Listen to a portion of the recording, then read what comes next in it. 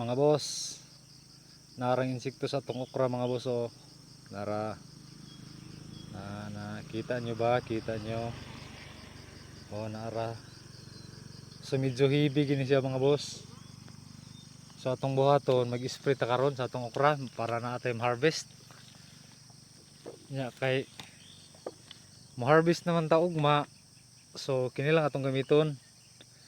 Kini cypermethrin kay para green label pod siya, nya less toxic siya para dili ka pud maipiktahan atong consumer.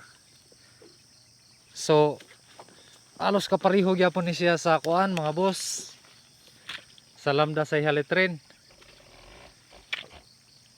So para maigo natong insekto sa ilalom ta magagay mga boss, sama ni. Kita nyo mga boss, oh nanglupad na sila. Oh, kita ba ninyo?